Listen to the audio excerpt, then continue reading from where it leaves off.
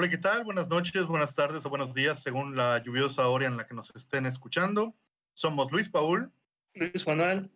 Y esto es La Casa de los Luises, Luis y Luis, un podcast de opiniones, anécdotas y cosas que tal vez no deberíamos decir en un principio. Hoy tenemos un invitado muy especial, el jugador semiprofesional y gordo local, José Luis Ewan Victoria. Y nuestro primer Luis de verdad aceptado en su acta de nacimiento. Sí, es un Luis puro y verdadero.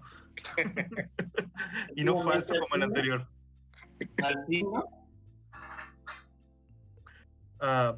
Muy bien, pues el día de hoy tenemos un tema muy especial, un tema que pues nos ha tocado a todos en mayor o menor medida, y vamos a hablar pues de los juegos de video. Uh-huh.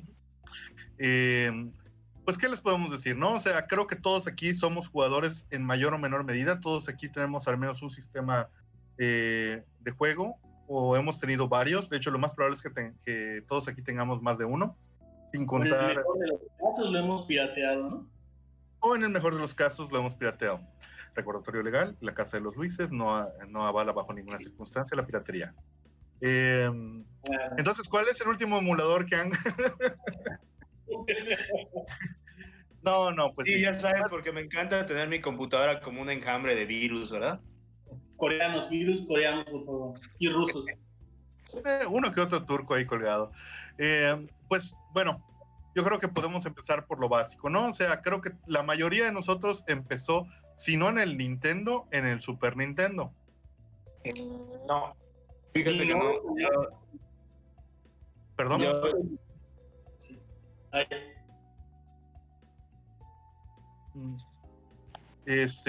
ver, sí, como te decía. Bueno, a ver, ¿qué tal tu Licho? Por ejemplo, en mi caso especial, yo empecé literalmente con las Arcadias, y en ese caso, pues lo primero que vi fueron pues maquinitas antes que consolas. Ya después di mi paso a las consolas caseras, aunque tengo recuerdos muy vagos de un primo que tenía un Atari y otra consola que no recuerdo cuál, la verdad, que no era muy previa al NES. Pues mira, en mi caso fue prácticamente lo que estás diciendo. Afortunadamente tenía como que primos, porque obvio que en mi casa no había videojuegos, porque pobres, en el principio, claro. Y pues mi primo tenía un Atari, creo que el 3600, si no me equivoco. Y mi otro primo igual, el tan famoso Obi, tenía un Family Video Computer. Y pues, como que el primer approach fue directamente con el Atari, con esos juegos de los dos de vaqueros que están disparándose, o el Pong literal del Atari y Super Mario. Pero sí, o sea, no, las Arcadias fue como que ya después. Sí, bueno, por ejemplo, yo te diré, yo empecé a jugar en el 92, 93, más o menos, y pues ya para esa época ya estaba el Street Fighter 2 en las Arcadias. Entonces teníamos un videoclub cercano que tenía 2 o 3 máquinas, y pues ahí estaba yo forjando el carácter con otros jóvenes de mi edad, ¿no? O sea, creo que es algo muy importante. El paso de niño a joven y de joven a adulto se debe dar en una Arcadia. Yo creo que eso es algo que debe, que es lo que nos marca, ¿no? Nuestros padres cazaban mamuts, nosotros matamos a bison. Pero eso es algo que, pero es algo que nunca he entendido. ¿Por qué querer? No, ¿por qué querer ir a una Arcadia con gente rara, desconocida, a que te roben tu lugar y demás, cuando podías jugarlo en tu casa perfectamente cómodo? Porque no éramos ricos, hombre. Sí, yo literalmente creo que tú, yo te lo digo en serio y te lo digo como buena onda, te lo digo como amigo, yo te hubiera golpeado y te hubiera robado tu dinero. En serio, a eso sonaste.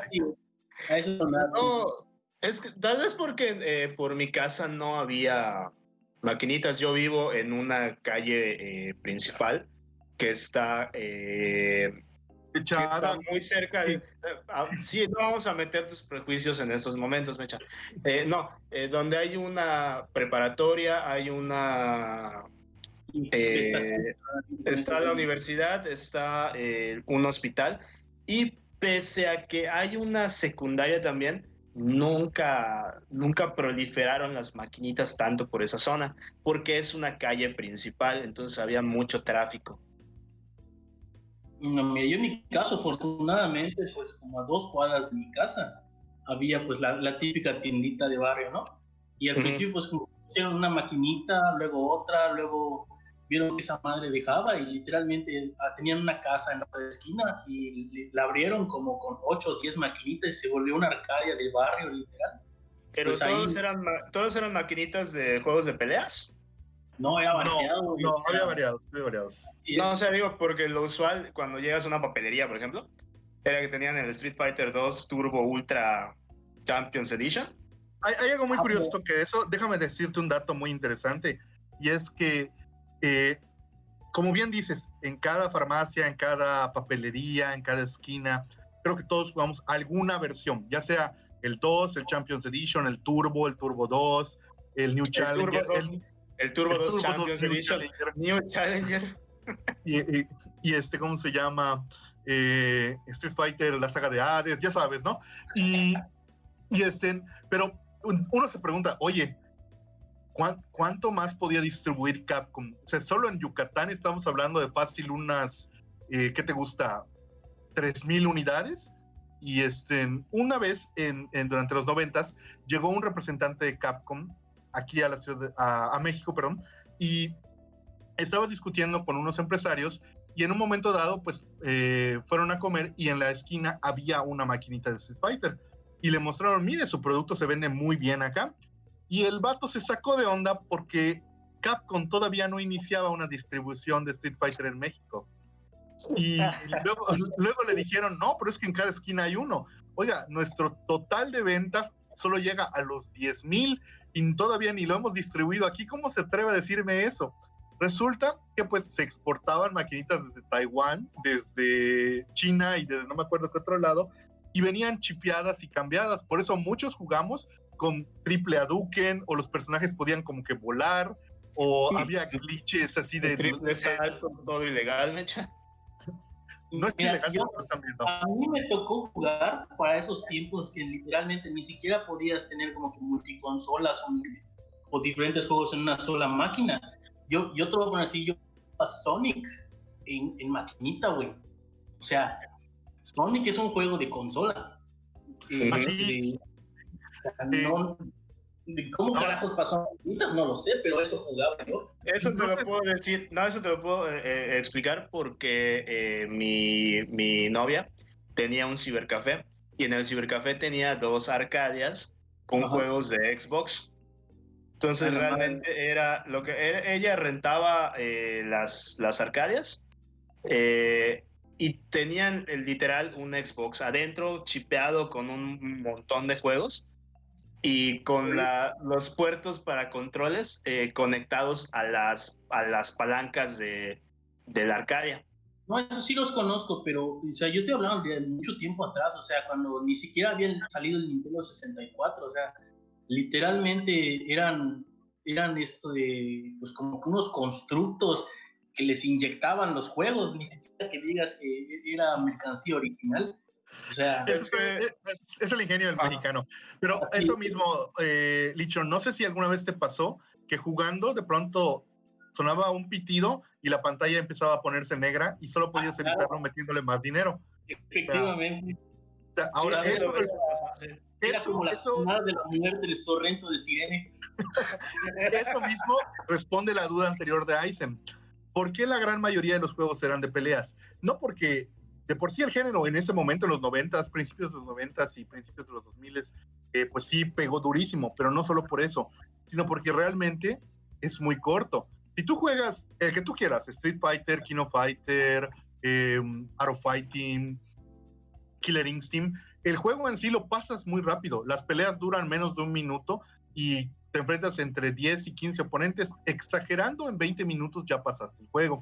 Entonces, realmente es una le conviene al dueño que tú uses el producto lo más rápido posible, y más si te matan. Entonces realmente una persona que juega 20 minutos y gasta 2 o 3 pesos es mucho más rentable que poner un juego de aventuras donde vas a tener vidas adicionales y el juego no es tan corto y cosas así.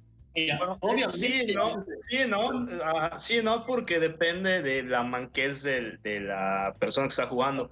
Sí, pero piensa, por ejemplo, en los que ya son quicios, en los que se volvieron, pues, expertos. La palabra adecuada creo que te refieres a que eran quicios. Esa es la palabra adecuada. Exacto, los quicios.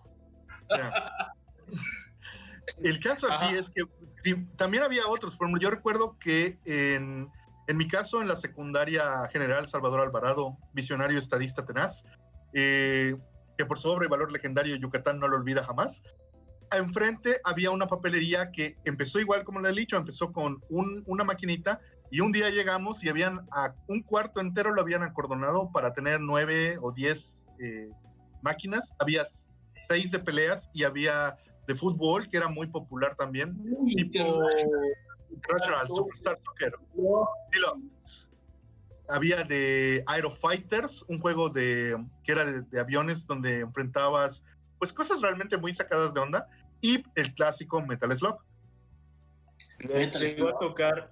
¿Y se acuerdan, por ejemplo, de estos establecimientos bueno, como actualmente es Peter Piper Pizza, que tiene su sección enorme con arcadias y eso? Sí me suena, pero se me hacen como que mucho más modernos. O sea, estás hablando como que tipo Moy, tipo Chispa, toda esta onda. Pero yo, por ejemplo, yo me acuerdo de que, chécate el nivel, ¿no? O sea, yo me acuerdo cuando iba a Plaza Oriente, así es, Plaza Oriente. En el segundo piso había una especie de, digamos, de Arcadia, porque abajo rentaban eso de juegos de Nintendo 64 y arriba estaba la Arcadia donde jugaban los quicios del Kino Fighters. Y Licho, Plaza Oriente solo tiene un piso, eso nunca pasó. Sí tiene 2 pisos, pero el segundo piso. La tienda tenía un segundo piso. Exactamente. O sea, técnicamente tiene dentro de la tienda del primer piso, tiene un piso en medio en la cual en la parte de arriba ahorita hay como que restaurantes, pero en ese tiempo había maquinitas. Y era un deleite, güey, porque ahí habían esto de maquinitas que obviamente no llegaban a mis rumbos, ¿no? O sea, estaba la acá de los Simpsons, estaba Waku Waku 7, estaba Waku Waku. Estaban, o sea, ya sabías que era otro nivel, güey, cuando veías que tenían maquinitas con pistolas, güey. O sea, decías, o sea, aquí sí, para enviciarse horas, ¿no? Pero pues obviamente no vives por la zona y pues nada más pasas como 15 minutos y te gastas como 40 baros en 15 minutos y pues no vale la pena. Pues no, pero pues igual te llaman, ¿no? O sea, a mí me pasó en el caso de Mois, en el centro, aquí pues para los que nos escuchen, que no sean de aquí de Mérida, en el mero centro, en el primer cuadro de la ciudad, existía hasta hace relativamente poco tiempo un arcade que se llamaba Mois, y a mí me gustaba porque tenían los juegos así. O sea, ya salía algo nuevo y ellos ya lo tenían. Y si el juego era muy bueno, tenían una pantalla especial que era, pues, para su momento algo increíble, algo así como de 80 pulgadas o de 100 pulgadas, y todos podíamos ver cómo jugaban en esa maquinita especial. La primera vez que lo vi fue con Street Fighter X Plus 2 y luego con Marvel contra Capcom 2, que estuvo ahí mucho tiempo. Y Marvel contra Capcom, o sea, ya esa cosa es de que es inmortal, güey. Lugar donde veas hay gente jugando.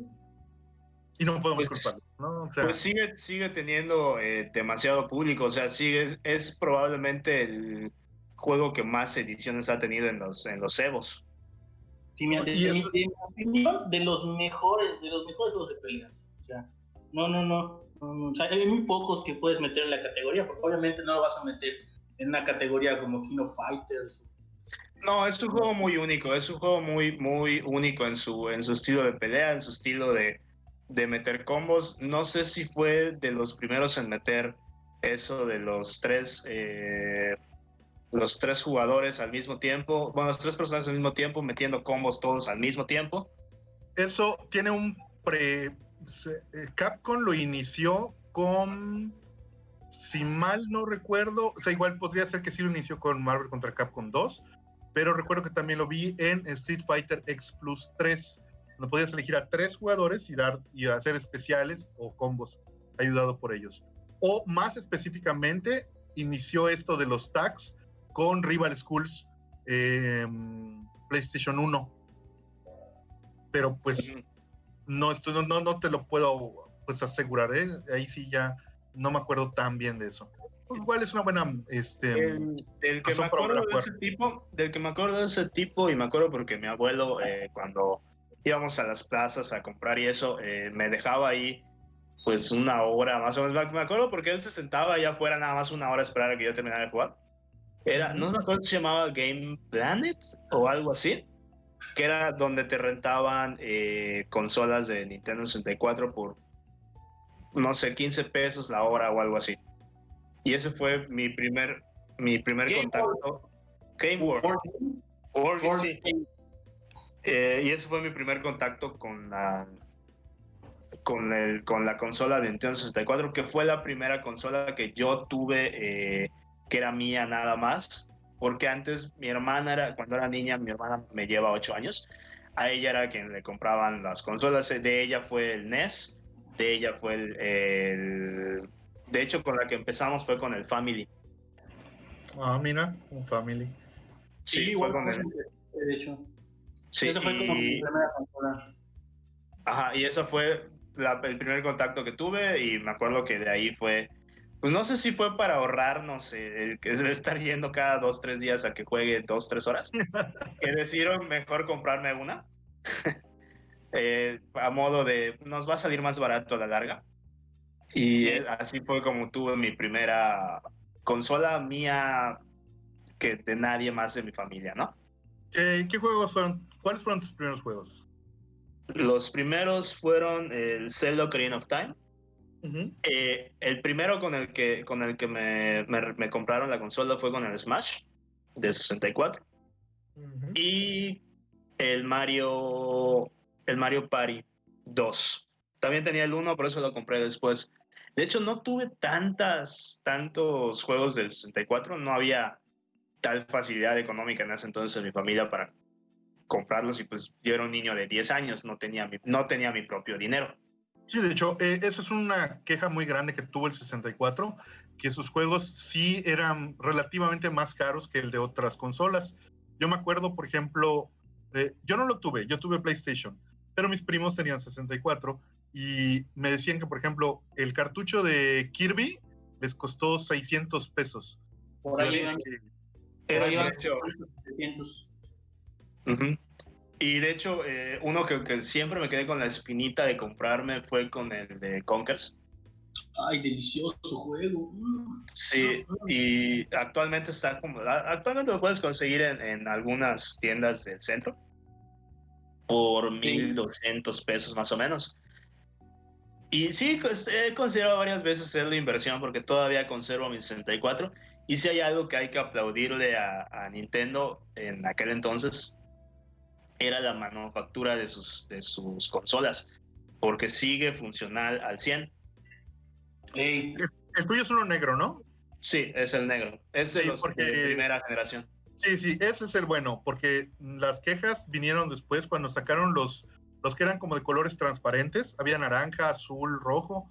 Esos no, Licha, uno naranja. Yo tuve uno naranja y tuve uno negro, pero bueno, ajá. O sea, el negro realmente sí tenía como que mucho más aguante, o sea, físico, literal. O sea, eres un niño y te entra la rabia porque prendiste y ¡zas! Tu control. Sí, Nintendo creo que en ese entonces eran perfectamente consciente de a quién iba dirigido su mercado. Estaba bien diseñado. El relajo es de que, o sea, el material de que tenían era para aguantar trancazos. O sea, hasta hoy en día lo más que puedes esto de encontrarle problemas al plástico que utilizaban es de que, no sé, haya estado expuesto directamente al sol y se haya debilitado, pero de resto está duro y no es nada biodegradable, te lo garantizo. No, aprendieron de su error. No, pero es verdad, por ejemplo, mi control, que no es el original, no es el con el que me vino la consola, ese solo Dios sabe qué pasó con él. Después me compré uno de esos de plástico transparente y a la fecha la palanca todavía milagrosamente no está suave. ¿Tenías Mario Party? Sí, tenía Mario Party. ¿Sobrevivió esa palanca? Y la palanca que se fregó fue la del primero, la palanca del control gris. Porque me acuerdo que había un juego en Mario Party que era de girar la maldita palanca con tu mano sobre unas pelotas, ¿no? No. Era el de Tug of War, en el que peleas contra Bowser y tu equipo, en que literal es un juego de cuerda, ¿no? Tenías que pasar el centro de la cuerda hasta cierto punto, pero era de que para moverte a la izquierda tienes que girarlo hacia la izquierda, ¿no? Pero literalmente, como lo hacías con la palma de tu mano, no solo te perforabas como Cristo tu mano, también le rompías el alma a tu palanca. Y había otro en el que tenías que encender un bombillo que tú estabas pedaleando con un bug, para ahuyentar un bug. Y era eso, tenías que girarlo pero estaba bien difícil ese mugre. Bueno, al menos para un niño de mi edad. No, creo que eso no era exclusivo del 64. Te puedo decir que, por ejemplo, en Mortal Kombat, el original, el primero, en Arcadia, jugar con Kano era sacarte ampollas en el centro de la mano, porque sus habilidades se hacían girando la palanca en 360 grados para que él girara. Y pues era un ataque que bajaba mucho, era un ataque que era difícil bloquear. Pues, obviamente se abusaba de eso. Pero todavía la palanca de las Arcadias tenían su protección así bonita y no te lastimaban tanto como la del 64 cuando la girabas. Bueno, eso es muy, muy discutible, ¿eh? O sea, también depende de dónde hayas jugado, ¿no? En los hoyos funky de la muerte donde yo iba, pues no había esas cosas. Eso es de que tiene el botón que no le funciona, o no tiene botón, o tiene el botón que está rasgado y le estás dando clicazo con el dedo y te sacas una ampolla, güey. O sea, ¿sabes qué era lo mejor? Cuando los botones no estaban, ¿cómo se llama? Serializados. O sea, cada botón hacía alguna cosa diferente. Y, oye, pero aquí arriba deben ir las patadas fuertes. No, pues ahora es defensa. Defensa, o sea, no era atrás, era botón. Es que no había un estándar, güey. O sea, el clásico A, B, C, D, información de L invertida. No invertida, de arriba hacia abajo la L, o sea, no existía, güey. O sea, era de que si la patada estaba a la izquierda, si la patada estaba en derecha, en el centro, o que había 9 botones en lugar de 6, era de lo que te tocaba, no había más.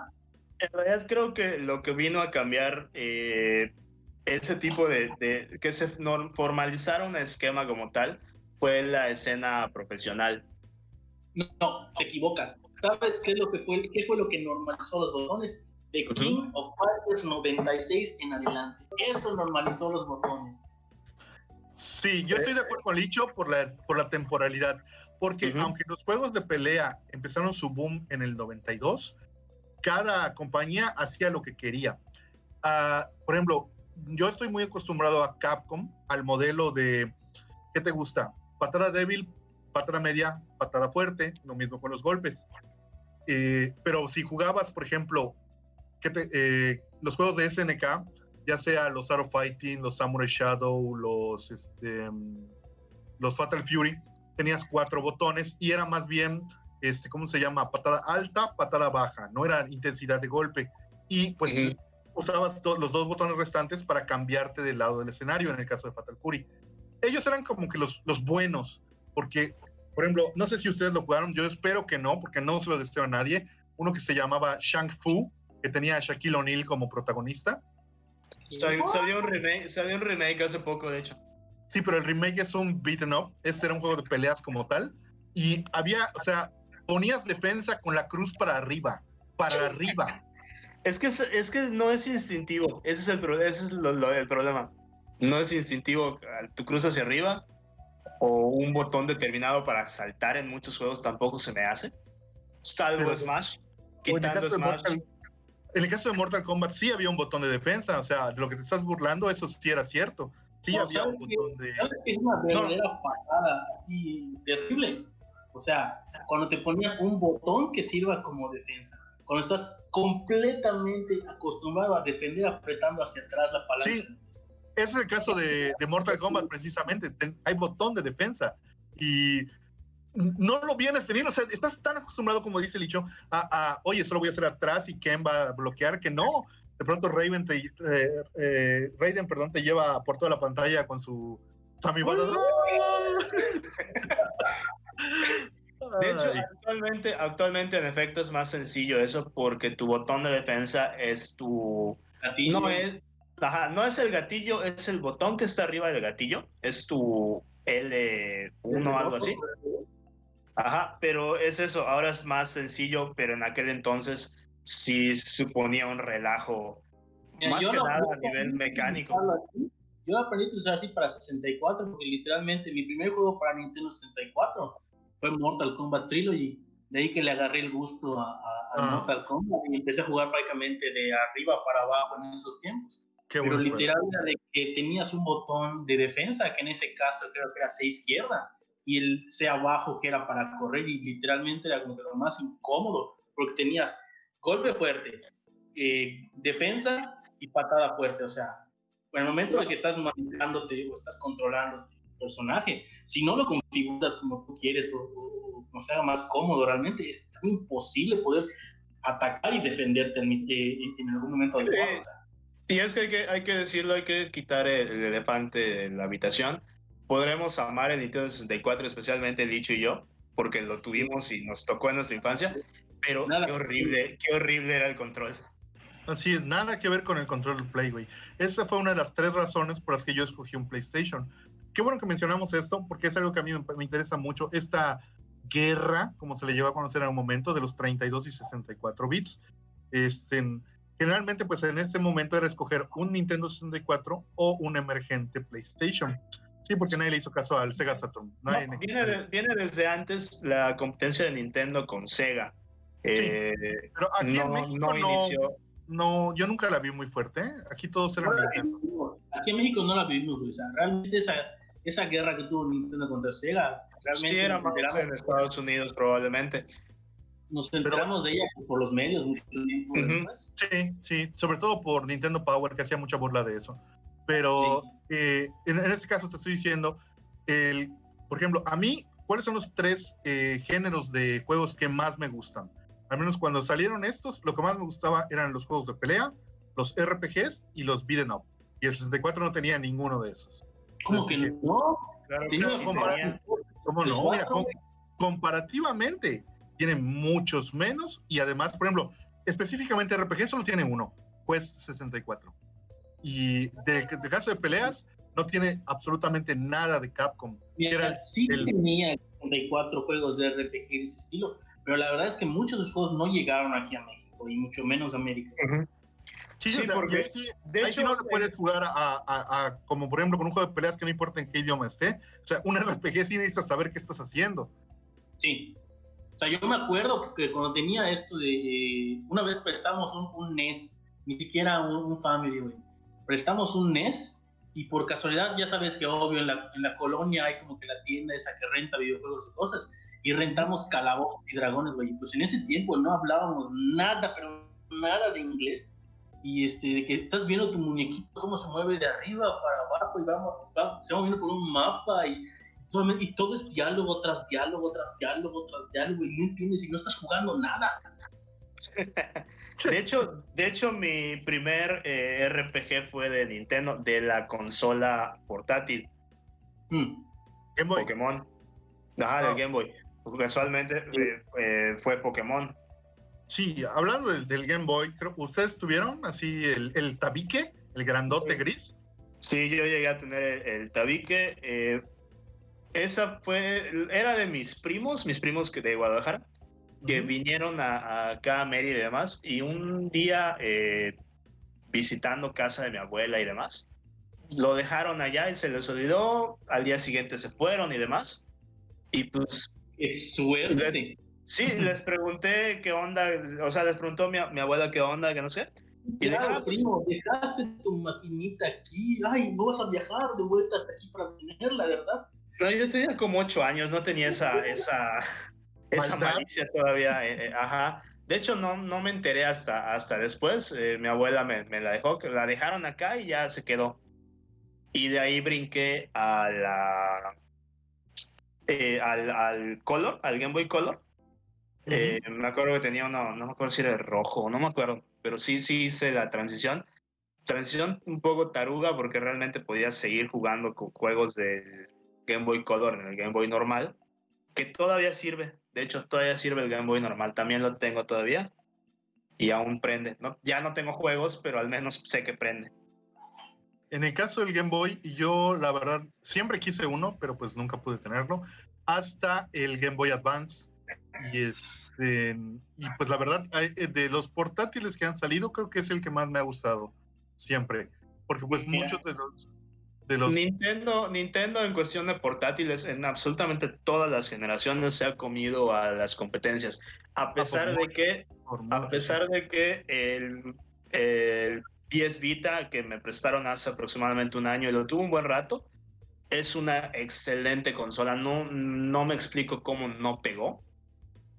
Y de todos modos, ¿cómo? No era su tiempo. Y 3DS, esas son las respuestas. Sí, es que el 3DS se lo comió completamente, pero a pesar de que tuve las dos en algún momento, puedo decir que como consola es superior el Vita.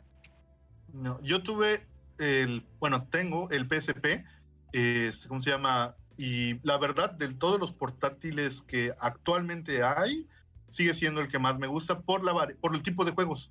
O sea, voy a hacer un ejemplo de una franquicia que me gusta mucho, que es Super Robot Wars. Para el caso de Vita, para el caso del PSP, no hicieron un port, hicieron un juego original, y pues tiene la música, las voces, las misiones, como si fuera un juego de consola mayor, como si fuera de PlayStation 3 o PlayStation 4. Para el 3DS, la verdad, todavía se ve como si fuera un juego de Advance, con soniditos en vez de voces, con música MIDI. Es que es algo que Sony hizo bien en sus portátiles, pero a pesar de todo no fue reconocido como tal. Le ponía ese extra en cuanto a la tecnología que le metía. Realmente la tecnología del Vita era superior a la de Nintendo en ese entonces. El problema estaba con los catálogos. Tanto el Vita como el PSP eran más juegos, creo yo, sus mejores juegos eran para el mercado japonés. Y el mercado japonés y el mercado americano es muy diferente. Y Nintendo es algo que conoce muy bien, sabe qué traer de ese continente acá y sabe que no. Aunque Nintendo en esta época de los 64 bits cometió un error muy grande y que de hecho le costó muchísimo al 64 salir de ese hueco. Dejar ir a Final Fantasy VII. Sí, exactamente, fue dejar ir a Squaresoft, porque, o sea, ¿qué te gusta? El cartucho comparado con el disco pierde mucho. O sea, el cartucho más grande que tuvo el 64 fue de un juego que se llama Dragon Fighting, no me acuerdo, que era de 500 megas. La leyenda de Zelda es de 258 y la gran mayoría eran de 128 y hasta menos. Entonces, compara eso con lo que le puedes meter a un CD. Creo que sí llegaron a tener un paquete de expansión. Era de 4 megas. De hecho, según yo, el juego más grande que tuvieron fue el de Donkey. Pero de Donkey 64. Es una trampa. Era una trampa, porque ya se reveló hace como un año, que el juego no necesitaba realmente eso. Era simplemente se supone, te lo vendían así, que para poder jugar Donkey Kong 64 necesitabas el expansion pack, si no, no funcionaba. Pero, ¿cómo se llama? Alguien que no tenía nada que hacer abrió la consola, abrió el expansion pack, y lo único que se hacía era una especie como de permiso que daba el expansion pack. No es que realmente utilizara el potencial. Y eso así como que era una trampa, así como que... Entonces fue la forma de obligarte a tener el expansion pack para futuros juegos que iban a sacar. Sí, pasó por ejemplo con este juego que fue el sucesor espiritual de GoldenEye, ¿cómo se llama? Perfect Dark. Sí, que podías jugarlo sin expansion pack y con expansion pack. Sin el expansion pack solo tenías acceso a una variante de multijugador, la historia básica del juego y no me acuerdo qué otra cosa. Y con el expansion tenías acceso a todas las demás cosas, misiones extras, replay, todos los variantes de multijugador. Y bueno, ahí te quedas pensando, oye, no debería no funcionar en definitiva sin esta cosa. Y fue lo mismo. O sea, el expansion ban lo que hacía era dar un permiso. O sea, dar el control yes para que pudieras jugar y ya, nada más. Sí, sigue siendo una práctica no tan horrible como la que te comentaba el otro día de venderte el final del videojuego, aparte, sí. a $5. Eso no es tan feo, pero sí es algo muy feo, precisamente en el 64. O sea, todo lo que nos están vendiendo prácticamente juegos incompletos y luego nos lo completan en contenido descargado. O sea, es la práctica de hoy en día. Hay muchos juegos que salen así. Hay muchos juegos que salen así. Más que nada por la urgencia de sacar ya al mercado algo. Por ejemplo, mi juego favorito de la actualidad, que es Overwatch, salió con muy poco contenido, nada más con 20 personajes. Lo que tiene de plus es que no te cobran por todo el contenido que han sacado a lo largo de estos 4 años. Todo es gratuito. Tú hiciste tu inversión de $60 y ya. No tienes que invertir más. ¿Cuál fue la solución? Que van a sacar un Overwatch 2. Que no va a dejar obsoleto al Overwatch 1. De hecho, vas a poder seguir jugando Overwatch 1 y tener tus partidas rankeadas y todo. Pero no vas a tener acceso a muchas cosas que sí trae el 2. Esa fue su solución, ¿no? ¿Y qué sí trae el 2? Un par de personajes que creo que van a ser exclusivos. No sé si el rework del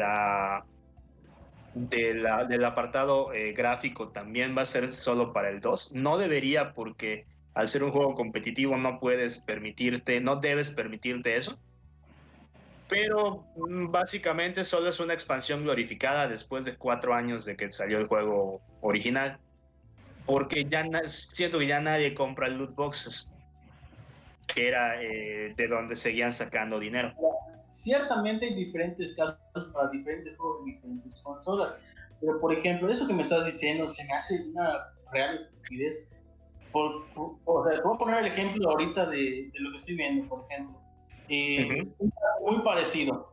El Zelda, el Breath of the Wild, si lo pones a ver de que muchos dicen, es el mejor juego que ha salido, les ponen calificación de 10, es una obra maestra, como quieras, ¿no? Pero el juego está incompleto, ¿ok? Tanto en historia como en contenido. O sea, yo soy mucho de esos que se ponen a verlo de esas páginas de teorías de juegos sobre Zelda y te hablan mucho de, o sea, el juego en sí está muy bien hecho, en el sentido de que tiene mucha simbología, tiene mucho background dentro del juego, de hints de tanto juegos anteriores como de cosas que quieren proponer para juegos futuros, ¿no? Entonces, por ejemplo, te hablan de que, en el ejemplo en este de Zelda, hay ciertas zonas dentro del juego en las que, entre toda la historia de todos los juegos de Zelda que han salido, hay ciertas razas que nunca, que siempre son como que las principales, ¿no? Las Goron, los Zora y los Deku. El caso es de que en esta te están hablando de que hay ciertas zonas en el mapa que te hablan de una raza que supuestamente te han dado hints desde lo que es el Twilight Princess de que existe, ¿no? Pero, o sea, están dentro del juego, no puedes accesar a nada de lo que tienen esto de estas razas, pero con lo que salió ahorita, de lo que va a salir del Zelda Breath of the Wild 2, te están dando un hint enorme de que es muchas cosas que tenías dentro del contenido del juego 1, te las van a liberar en el 2, ¿ok? Pero en el 2 no solamente te están liberando contenido que existía dentro del primer juego, te están dando contenido extra al aumentar en lo que es la historia. Es que no me quiero meter en el hecho de spoilear el juego, pero obviamente pues, matas al monstruo pero salvas a la princesa. Okay. Es que ahí te va el problema de las compañías no sé si no lo pensaron en su momento, Pero es que ahora ya la necesidad de seguir sacando un juego 2 de algo realmente es nula. ¿Por qué? Porque existe el DLC. Entonces, ese tu juego 2 de Breath of the Wild, técnicamente podrían ser misiones secundarias que te vendan en DLC para el 1. A lo que voy. No es en el caso de este Zelda, porque en el Zelda, el Breath of the Wild 2 que está saliendo, Ajá. O sea, reitero, o sea, lo que te voy a comentar es como que tienes que estar muy metido en, digamos, en teorías del juego, ¿no? Sí, si eres un casual que nada más te pasaste el juego y eso, pues no le vas a encontrar el sentido, ¿no?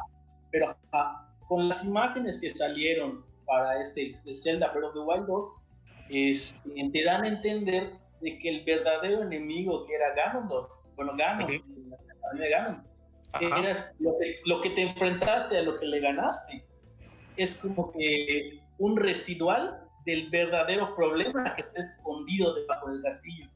Entonces, vuelven relevante que sea un juego 2, lo vuelven como que no una, o sea, es una secuela del primero, pero es como que resolver nuevas circunstancias dentro del juego que te crecen la historia y te dicen, no mames, o sea, de esto me he estado perdiendo y ahorita que viene el 2 lo tengo que comprar para saber cómo termina el juego. Ahí se me hace muy, muy válido que te vendan una segunda versión del mismo juego. O sea, te aumentan historia, te aumentan contenido, te aumentan esto de objetos dentro del juego. O sea, No, mi queja iba más hacia, por ejemplo, el Overwatch 2, que yo lo considero completamente innecesario.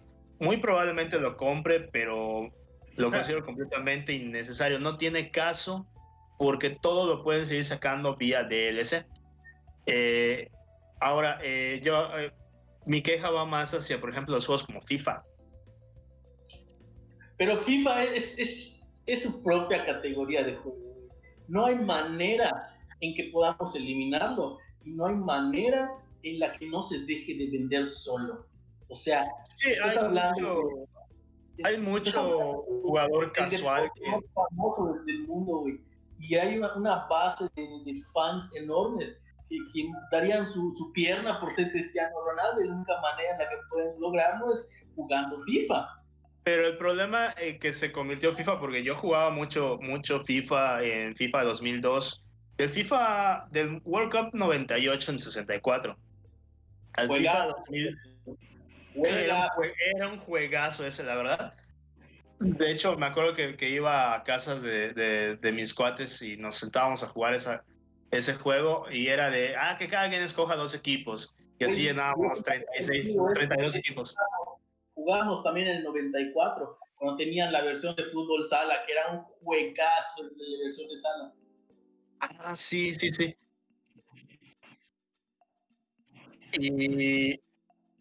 Y yo jugué de los del 94, 95, 96, 97, no los toqué casi. Me recuerdo haber jugado, de hecho, creo que el 97 contigo, justamente el modo fútbol sala. Pero mi primer juego que me encantó de fútbol fue justamente el del 98, probablemente por el cambio de gráficas que hubo en el 64, de ya un mundo más, un mapa más tridimensional, y eso lo hacía más realista. Igual el 98 era del World Cup. O sea, pero es otra cosa. Eso que mencionaste ahorita de realismo fue una de las grandes rivalidades que hubo en esa época, porque era el estilo Arcadia y el estilo realista. En el estilo Arcadia encontrabas cosas como Super International Star Soccer Deluxe. Ese era mi juego favorito de fútbol y sigue siéndolo al día de hoy. Ese juego de Super Nintendo, no he encontrado un juego que tenga mejor movilidad, mejores gráficos, mejor árbitro perro y el All Star de México, que podías poner tu nombre, All Star de México, All Star de América. Y pero es algo que te permiten hacer, obviamente, los juegos actuales, pero no es su tirada. De hecho, me acuerdo que en el... pero a lo que voy... Creo a decir hecha que existe uno mejor, que era de Neo Geo, que es el que se jugaba en las Arcadias. Ya sé cuál dices. Sí. ¡Victoria! Y ves cómo corre. Sí, pero ese que tú dices y el de Superstar Soccer tienen algo en común, que son arcadias. No se manejan con realismo, cosa que esa era la tirada de FIFA. Mira, te estoy dando una física realista y puedes hacer, las cosas que hagas tienen más valor por eso, y tengo los nombres oficiales. Y en la otra tenía... eso de la física, lo digo porque yo viví el cambio de que dejó de gustarme, de hecho, FIFA porque se volvió muy realista. Todavía en el 2002 me acuerdo de un glitch hermoso en el que tú dabas el toque inicial, apretabas el botón de tiro, lo cargabas al máximo y era un gol automático. El portero se quedaba simplemente parado y veía cómo pasaba la pelota. Y era un gol automático 100 de 100. Después fueron más o menos arreglando eso. En el 2006 recuerdo que solo podía hacer goles de larga distancia porque los troncos que estaban los personajes. Pero ahí fue donde pinté mi raya. Ese fue el último FIFA al que le dediqué tiempo. El problema del FIFA para mí es tan sencillo, güey, como decir de que ¿qué le puedes mejorar en un año? O sea, el juego de por sí ya es jugable, es entretenido hasta cierto nivel, pero si el siguiente año va a salir el mismo juego, lo único que le cambiaste son los nombres de los jugadores. O sea, sí, cosa que se arregla tranquilamente con un parche. Ajá. Y ya ni siquiera con un parche, o sea, lo puedes hacer el update en línea. No, ¿sabes cuál fue realmente el mejor FIFA o la mejor serie de FIFA? FIFA Street. Eso estuvo muy bueno. Nunca me gustó ese, nunca le agarré la onda, ¿eh? Ese sí no le agarré la onda. O sea, tenía todo, podía ser Ronaldo, o sea, haciendo piruetas y era mágico, güey. O sea, para la gente que le gusta el fútbol fantástico, ese juego era excelente. Es como que me digas, no, porque las pelas son no son estrambóticas y mágicas. O sea, no, es como que te diga que no me gusta, es como que te diga que no me gusta Rocket League porque pues los autos no juegan fútbol. No, de hecho Rocket League me parece un juego muy divertido de ver. No de jugar porque soy muy malo, pero sí muy divertido de ver. Yo en general siempre he preferido los juegos más tipo Arcadia que los tipos simulación. Creo que la única excepción que he hecho en mi vida es con Gran Turismo, que prefiero la simulación ahí que en otros juegos. Pero en general, por ejemplo, yo prefiero NBA Jam a un juego de NBA regular. Prefiero FIFA Street NBA Jammer era especial. Sí, ese juego sí era muy especial. It's on fire. El del 97, de 64. Yo lo jugué para Super Nintendo, el NBA Jam. Lo jugué para Super Nintendo. Sí sé que hubo para 64, pero ese no lo jugué. O sea, es que podías jugar con los Toros de Chicago del 96 y podías jugar con Pippen y Jordan o Pippen y Rodman contra Karl Malone y Tony Kukoc. ¿Pero Kukoc era de los Bulls? No, Tony Kukoc era de... Ahí radica realmente el verdadero problema del FIFA, güey. O sea, yo te estoy diciendo de Tony Kukoc porque en el que yo jugué, que era el del 99 de 64, Tony Kukoc estaba con los Toros de Chicago. Uh-huh. Es que, ¿sabes cuál? Hablando tirándole un poco de tierra al FIFA, evidentemente, es que ya lo que te venden, es el modo de ya no compras FIFA para jugar la Liga Española, pon tú, ya ser campeón al Alavés, o ya no juegas la Liga Mexicana para hacer campeón al Cruz Azul. O sea, ya sabes, cosas que en la vida real de plano no pasan. Este año te vas a tragar tus palabras. Este año. Vamos a cambiar el tema, se acabó. Vamos a pasar a otra cosa. PlayStation 3. ¿Qué me dicen del PlayStation 3? Sí. PlayStation 3. PlayStation 2 encima, sale un PlayStation 5.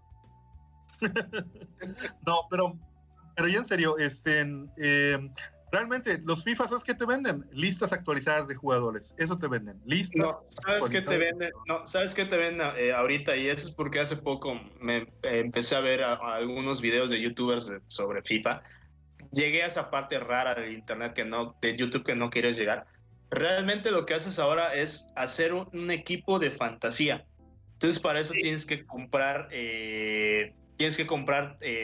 sobrecitos esperando que te venga Cristiano Ronaldo. Bueno, entonces ahora pones a Cristiano Ronaldo en tu equipo y ya suben las estadísticas muy, muy, muy alto, ¿no?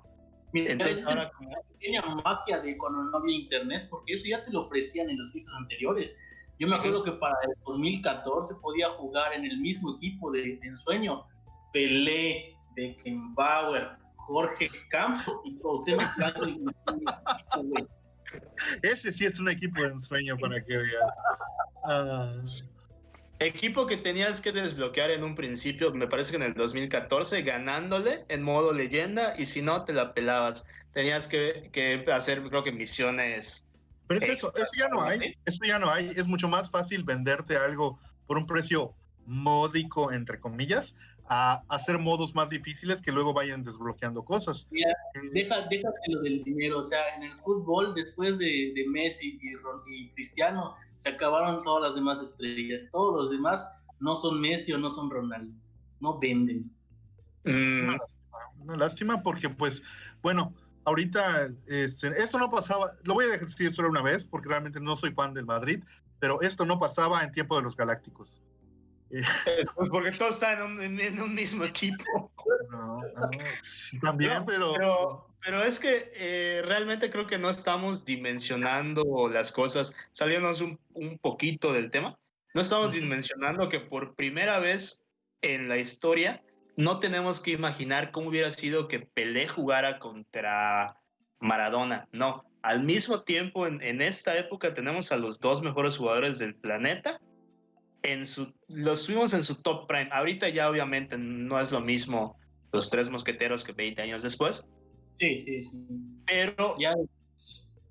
Pero haber podido disfrutar a esos dos en los dos mejores equipos del planeta, que además eran un derbi, o sea, eran un clásico nacional en su tiempo, creo que no lo alcanzamos a dimensionar actualmente, lo afortunados que somos como fans del deporte. Sí, la verdad de haber vivido eso. Bueno, eso sería ya meternos al tema del crossover, que es, creo yo, la firma, el signature de nuestro tiempo. Porque si tú le preguntabas, no sé, al José Luis de 10 años, si algún día vería bueno, no, más pequeño, como de 7 años, que algún día vería a Ryu peleando contra Simón Belmont o contra Mario, pues eso solo era un sueño guajiro, ¿no? Perdóname, pero no fue un sueño guajiro, yo lo hacía realidad. Porque sí, el Mugen no cuenta, y no vamos a hablar de esas blasfemias. Yo llegué a jugar el Mugen de Licho. ¿Dónde más podía poner a Homero Simpson a pelear contra... No, déjate, me acuerdo que tenías uno donde tenías a Optimus Prime, güey. Entonces podía pelear Homero Simpson contra Optimus Prime. O sea, yo empecé realmente a utilizar el Mugen. Para los que no lo conozcan, el Mugen es un motor de videojuegos que lo que haces es tú creas esto de tus escenarios, tú creas tus peleadores y como que los insertas, ¿no? O sea, los pones para pelear. Pero obviamente está la gente que está muy enferma, muy traumada con sus juegos, Mortal Kombat, Killer Instinct, Street Fighter, lo que quieras, y copian el personaje, copian esto de sus movimientos, o sea, reprograman sus movimientos, sus hitboxes, todos, y los meten en un mismo entorno. Dígase un Smash Brothers, versión así de Super Región 4, ¿no? Pero el chiste era de que podías poner a Sub-Zero y a Scorpion a pelear contra Ryu y Ken. O sea, eso el sueño. En nuestros tiempos era un mind blow, pero así tremendo, ¿no? O sea, el crossover, como dice Mecha. Entonces, con su respectivo peligro, ya sabes, como tu enjambre de virus en tu computadora. Obviamente, o sea, tengo historias.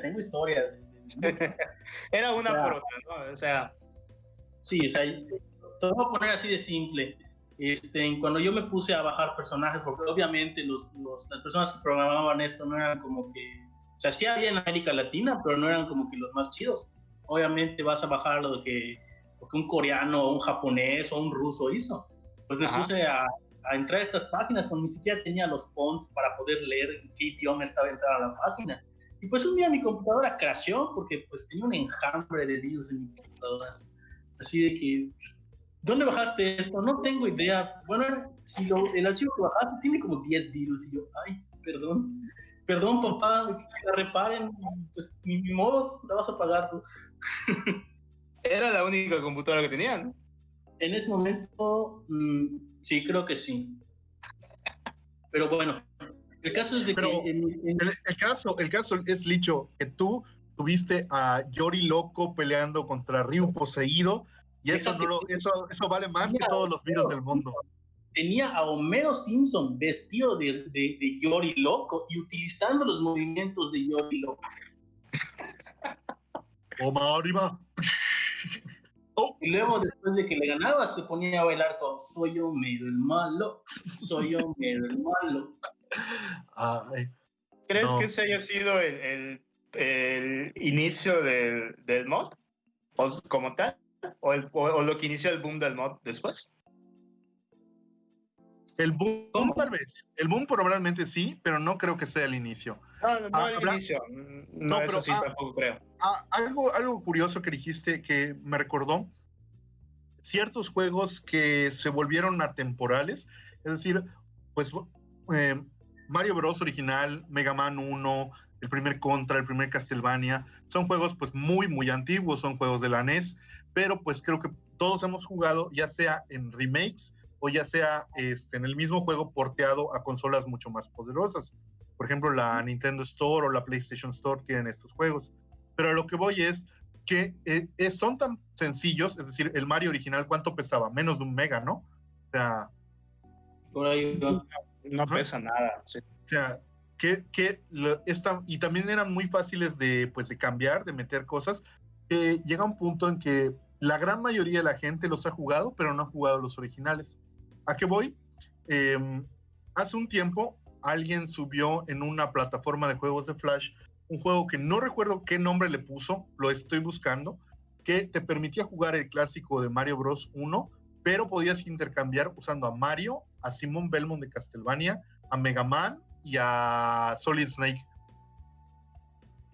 Y con sus habilidades propias de sus juegos, lo que en algunos casos hacía muy difícil un nivel que para Mario sería muy fácil y viceversa. Es que mira, ese tipo de cosas como que son como que precursores de situaciones, como por ejemplo, eso que estás diciendo, toma como por ejemplo el Mario Maker que es de ahorita, que literalmente tomaron el concepto de Mario, el primer Mario, y te están permitiendo editar tú los niveles, ¿no? Cosa que antes no se podía hacer.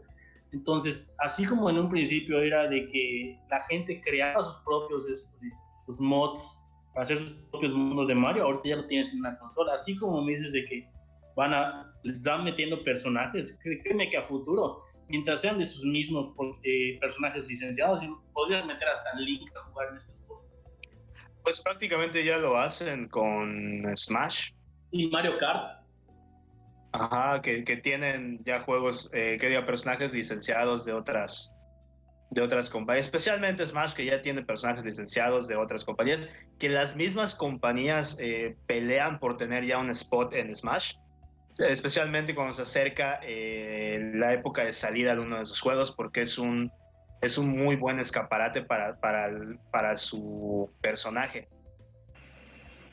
Pero no cualquiera entre Smash. También eso también importa mucho en el mercado. Esto lo vimos, por ejemplo, no hace mucho, cuando entraron Banjo-Kazooie y entró el héroe de Dragon Quest. En Japón, Banjo-Kazooie pasó completamente desapercibido y a nadie le importó, pero el héroe, que es probablemente la franquicia más importante de videojuegos en Japón, tenía un espacio ahí y llamó muchísimo la atención, y pasó al revés aquí en América. Aquí Dragon Quest no es muy conocido y Banjo-Kazooie es un hito muy grande a pesar de tener pocos juegos. Sí, güey. Banjo-Kazooie es infancia de muchos. Lo que pasa es que el caso de del héroe, iba a salir el Dragon Quest 8, me parece. Mi favorito. No es cierto, es el 5, pero igual me gusta. Y iba a salir uno nuevo, que de hecho salió casi al mismo tiempo. El 11. El 11. Es lo que digo de que es un gran escaparate. Y en efecto, acá no tuvo la repercusión en su momento, pero luego cuando vieron que el personaje estaba roto, entonces fue cuando cobró su cierta fama en el mundo de Smash. No, eso es algo que quería comentarles, es eso. O sea, yo nunca he entendido cómo el Dragon Quest generó tanta importancia en Japón, que ya es parte del movimiento cultural moderno. O sea, ya no es solo un juego. O sea, dejó atrás incluso a Nintendo, a Sega, a lo que tú quieras, ¿no? ¿Por qué digo esto? Porque Dragon Quest es algo muy famoso en el fandom, que se llegó a pedir incluso a nivel gubernamental, no sé si sea federal en Japón, no sé cómo lo manejan, que los Dragon Quest no pueden salir en ningún día que no sea sábado, porque paralizan el puto país. Y así de que, oye, ¿cuándo has visto que un juego, el gobierno te diga, ¿sabes qué? Si me lo sacas cualquier otro día, me vas a generar una pérdida económica enorme, así que no lo vas a hacer? O sea, te lo prohíbo. No, es que creo que en este lado del charco, en este continente, no hay un juego como tal que te paralice completamente tu economía. Pero pues son cosas que trascienden. Es como que me digas por qué, como que me preguntes por qué sigue existiendo fandom de Sonic. Esa es una muy buena pregunta. Hay una respuesta que no quieren oír y yo no se las voy a decir. Pero es que realmente lo que hace que siga vivo Sonic es su fandom. Es algo que, como dices de Dragon Quest, trascendió completamente a las consolas y completamente al personaje. ¿Por qué trascendió al personaje y a las consolas? Porque es difícil decirlo. O sea, no hay una sola respuesta. Mucho ayudó el surgimiento del fan art como tal, del internet de alta velocidad, de los furros, de otras cosas. Yo sinceramente pienso que Sonic fue un meme que se salió de control. Sí, es lo que pienso. Como Donald Trump. Pero tiene un meme, pero es un meme con un buen origen, porque tú todavía puedes jugar Sonic 2 para Sega y te sigues divirtiendo, está muy bueno, o sea. Pero lo estoy diciendo, tú puedes jugar Sonic 2 para Sega y te sigues divirtiendo, pero prueba a jugar los últimos Sonic de los últimos 20 años. Todos son atroces. Basura. Y aún así el personaje sigue vigente. Sí, es una pregunta rara. Es algo que deberíamos de dedicarle quizá a un programa en otra ocasión, porque sí está raro. Un caso similar, o más bien un caso, bueno, en cierto modo sí similar, es el de Mega Man, que es amado por su fandom, pero odiado por su compañía. Qué triste. No sé qué tanto lo odio su compañía, especialmente cada que sacan un juego, rompe. O sea, los últimos que han sacado han tenido muy buenas ventas. Sí, y los últimos que han sacado son remakes de los que sacaron hace 10 años, que son remakes de los que sacaron hace 20 años. Creo que esta es la novena vez que editan Mega Man 6. No, ya tuvo 2 en los últimos 5, y lo digo, yo no soy... a mí la verdad Mega Man no me gusta, creo que por mi falta de manos para jugarlo. Sí, efectivamente es por mi falta de manos para poder jugar ese juego. Pero ya sacaron 2 numéricos, creo que fueron el 10 y el 11 hace no muchos años. Solo te recuerdo que el 8 es de NES. Ajá, exactamente. Y son numéricos de la saga original, no vienen del Mega Man X ni nada de eso. Para PlayStation. Perdón, no te escuché, ¿qué pasó? Llegaron a jugar el Mega Man 3D para PlayStation. Mega Man Legends, sí, yo sí lo llegué a jugar. Entonces, sí, jugar en casa de un amigo. En ambiente 3D. Sí, incluía a Trombone y se veía como que un poquito más anime y Mega Man no usaba casco. Ese. Yo lo llegué a jugar y me perdí, literal me perdí, me dije, esta es Mega Man. Sí, o sea, a mí, en mi caso, los X son mi todo. A mí me encantan porque me encanta Zero, me encanta Mega Man X. Y son juegos difíciles, la verdad. No es fácil pasar un Mega Man. Y ahí está su gracia. Esa era su gracia. Pero a últimas fechas... perdón. ¿De cuáles hablas? ¿Del Mega Man, los de cero de Super Nintendo los de Super Nintendo? Los de Super Nintendo y PlayStation 1, o sea, del Mega Man X1 al Mega Man X6. Sí, cuando los robots maestros pasaron a ser con temática animal. Así es, ya no era Iceman, ahora era Chill Penguin. Y cosas así. Entonces, y yo más jugué fueron los de Mega Man 0 para Game Boy Advance. Y la verdad te diré que en historia y en juegos son una chingada joya. Están buenísimos, buenísimos. Sí, no dudo en lo absoluto de eso. Yo solo llegué a jugar el 1 y me encantó. Pero el caso es que tenían cierta dificultad, que era como que el sello de Mega Man. No importa si juegas el clásico, el X, el 0, creo que el Legends igual sí estaba un poquito difícil. Pero hace poco vi que... difícil por el cómo te movías, o sea, sí estaba muy por el reto, ¿no? Ahí sí no era que hubiera malos controles ni nada, era el reto de ser un buen jugador. Y el caso es que hace poco sacaron versiones para teléfono y llegué a jugar una y la verdad sí sentí muy, muy gacho. Está súper fácil, ya te venden las mejoras, ya no tienes que buscarlas pues, escondidas en el trasero de los Mavericks. Hay tutoriales para todo. No puedes brincar esta parte, ven te enseño cómo y cosas así. Oye, un buen tema del que podrías hablar, cómo el tutorial mató la dificultad del juego. Te diré, yo tengo una anécdota con un cuate al que le decimos Fresh, que fue mi roomie durante un rato. Los fines de semana, los sábados rentábamos videojuegos en Blockbuster cuando todavía existía. Y a Fresh se le ocurrió rentar el juego de Resident Evil 6. Y a la fecha no termino de burlarme con que ese güey murió en el tutorial del juego. Murió 2 veces en el tutorial del juego. Pues, pero ahí tienes el caso, por ejemplo, de lo que pasó con Cuphead. Y es una muy buena referencia. O sea, Cuphead, yo lo bajé. Sí, lo bajé. De nuevo, este es un canal donde no apoyamos la piratería. Yo soy pirata, esa es mi manera de vivir. Pero en fin, lo bajé y la neta lo empecé a jugar y... Sí de hecho, tenemos un dicho pirata. Chun, chun. Ay, como esos horribles comerciales del Cinépolis. Tienes un papá pirata. Ay, qué horror. Pero te digo, el juego en sí está bastante complicado. Pero, o sea, es puro reto. O sea, es que también juegue, como se va a mover eso. Es un boss rush y el problema es que cuando salió, me acuerdo que hubo una crítica muy injusta al juego, simple y sencillamente porque la persona que lo estaba tratando de reseñar no podía pasar el mugroso tutorial. Mancos. Ajá, y es que realmente la persona que lo estaba tratando de pasar no era un videojugador real. Era uno de esos de que sacan reseñas más que nada.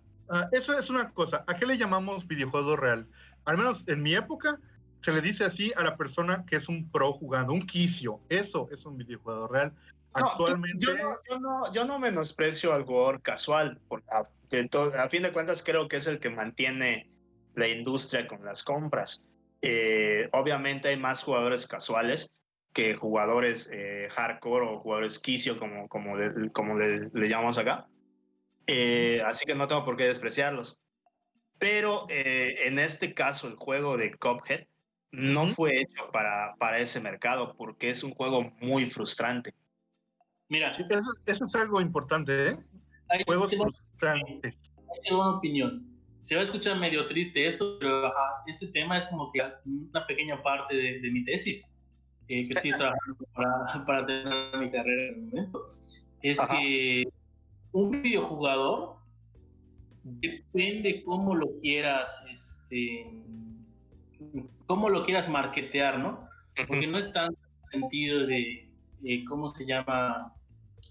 ¿Cómo lo vas a o sea, ¿cómo le vas a dar a esta persona satisfacer sus necesidades de juego?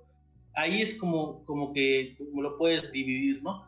Porque un videojugador realmente se refiere a cualquier persona que esté realizando la acción de jugar un videojuego a cualquier nivel. Estamos de acuerdo con eso, sí. Profesional, esto de nada más, ni siquiera que digas, o sea, para pasar el tiempo, eso es un videojugador en general.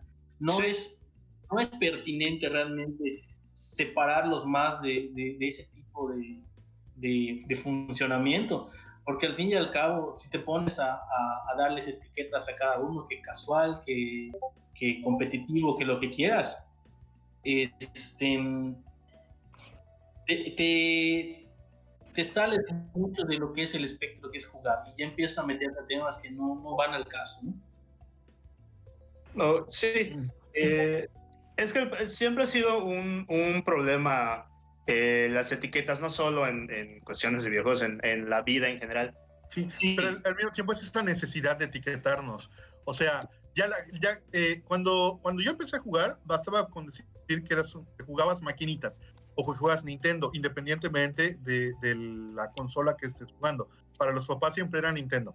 Luego llegó la anglización de decir que eres un gamer para distinguirte de otro tipo de jugadores, ¿no? O sea, y ya luego llegó ya la idea de ser pro, de ser un casual, de ser un PC Master Race, de ser un Nintendero, de ser, no sé cómo les digan a la gente que juega Xbox. Yo creo que ni siquiera les dicen personas. Y así, y así. Exactamente, y así, ¿no? Acabas de dar el mejor ejemplo.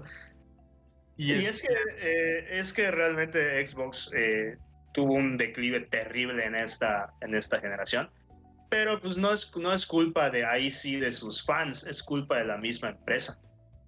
Sí, es un problema que tienen muchas empresas, que se cuelgan de una o dos franquicias importantes y no desarrollan nada más. No, el problema fue cómo lo publicitaron. El problema fue básicamente querer quitarte la identidad como jugador, querer adueñarse de cada aspecto de tu juego. Eso de que tuvieras código, que cada vez que pusieras el juego, cuando pusieras un juego nuevo, ya valía sorbete y no podías prestárselo a alguien más, a menos que pagara por una licencia. El hecho de estar conectado a internet, de que tienes que estar conectado a internet todo el tiempo que estuviera prendiendo tu consola, cosas que después... Es una práctica monopólica y ilegal, además, sí, son terribles esas prácticas, y eso es lo que los terminó por lapidar en esta generación. Nunca terminaron de arrancar, y son prácticas que al final no llevaron a cabo, porque obviamente... Hay muchas maneras de verlos, hay muchas vertientes, no solamente la que mencionas, de que las compañías en sí, pues obviamente en su afán de hacer la cantidad de millones de dólares, vendiéndote lo más mínimo que puedan, sino de que en sus mismas prácticas que existen, no solamente dentro del ambiente de lo que son los videojuegos, sino en el ambiente que hay en el desarrollo de los videojuegos, que realmente fueron como que hubieron muchos problemas. Se dieron, por ejemplo, yo me acuerdo de haber visto documentales en los que te hablaban, por ejemplo, del caso de Call of Duty. Call of Duty, que literalmente fue como que fue como que es lo que inició realmente el juego en línea para muchas personas. Y fue lo que inició a una generación, pues a lo que estamos acostumbrados ahorita, que es el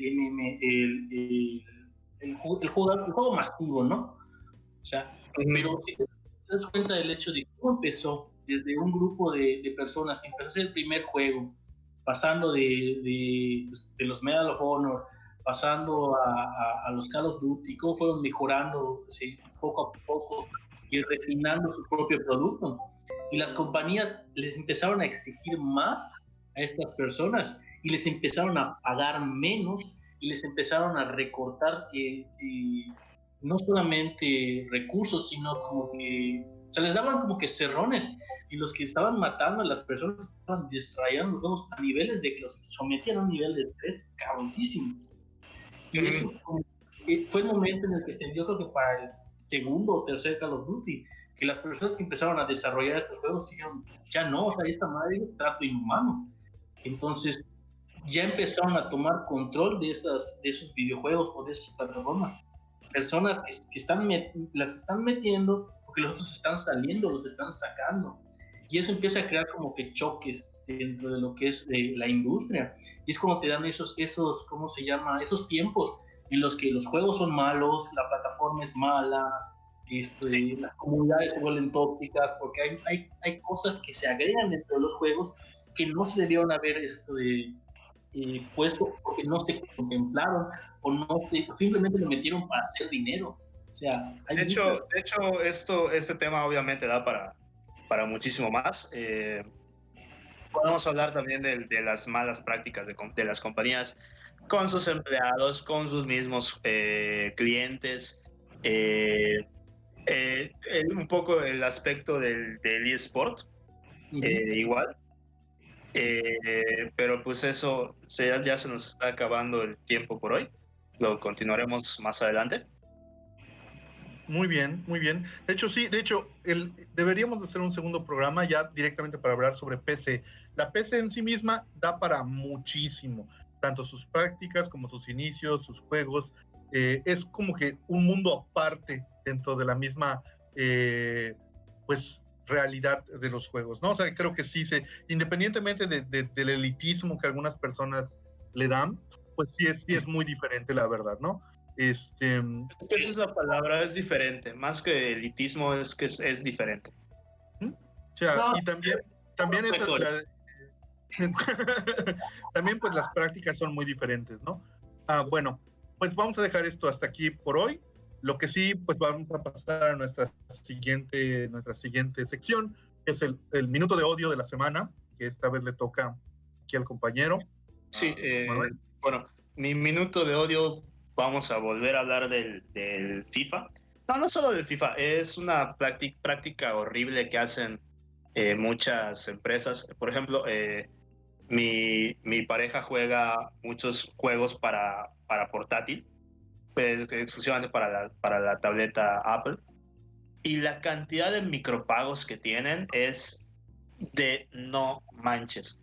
Básicamente son juegos de estilo Otome, me parece que se llaman, en el que si quieres jugar lo que sea, si quieres jugar una ruta, lo que sea, tienes que invertirle, pon tú que 5,000 pesos para poder jugar bien ese juego. Con esos 5,000 pesos puedes jugar 5 juegos de precio completo en cualquier otra plataforma de juegos AAA. Y ni te digo de la cantidad de juegos indies que puedes jugar completos por ese precio. Y lo que es peor, hace poco descubrimos que ese mercado existe en el Switch y que pagando 400 pesos, y si los agarras en oferta de 200 pesos,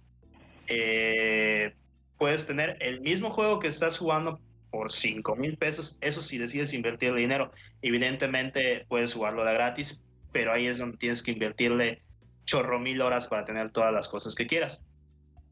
Tienes la opción de tener ese mismo juego por 200, 300 pesos en un Switch y te quedas como de entonces ahí mi rant va no tanto hacia las empresas, sino al jugador, al comprador elefante, me parece que se le llama, que es el comprador al que está dirigido este tipo de mercado, que no importa que sea una Stacy Malibu con sombrero nuevo, tiene que comprarlo.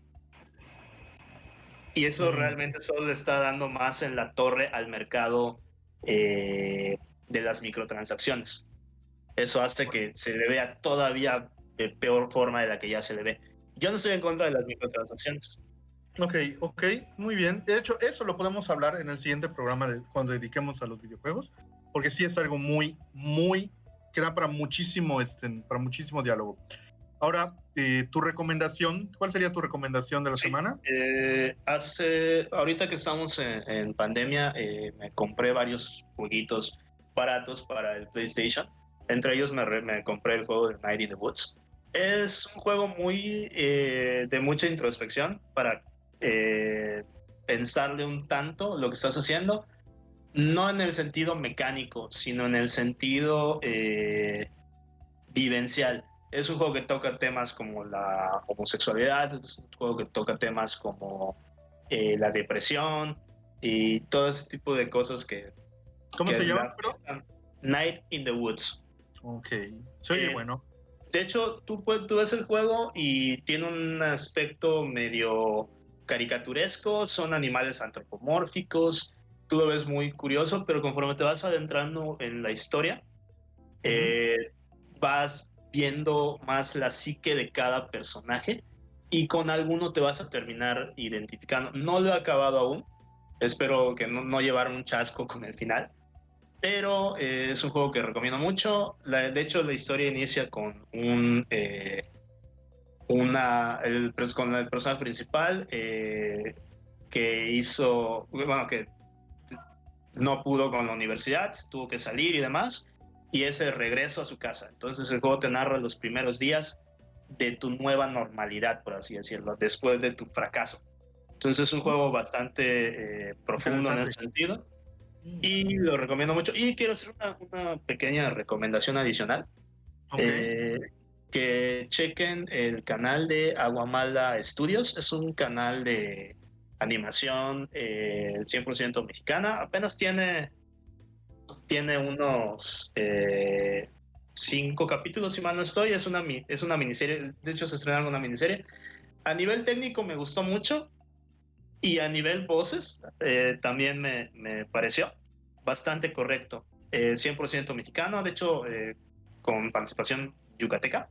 Y por último, hablando de videojuegos, no olviden visitar el canal de nuestro productor, Obi-Wan, en Twitch. La neta, sí están buenas las partidas. Yo le he entrado a algunas cuantas y sí se pone divertido y relajo. Es twitch.tv diagonal Obi-Wan. Pues déjenme decirles entonces, el Luis de la semana, el original Luis de la semana fue reemplazado por Luis Alfonso Rodríguez López Cepero, también conocido como Luis Fonsi.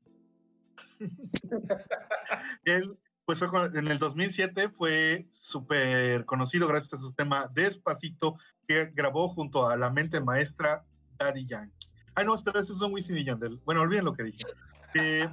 No olviden, por favor, escribirnos a lacasadelosluises@gmail.com, visitar nuestro canal tanto en YouTube como en Spotify, La Casa de los Luises, y pues nuestra página en Facebook, La Casa de los Luises, Luis y Luis.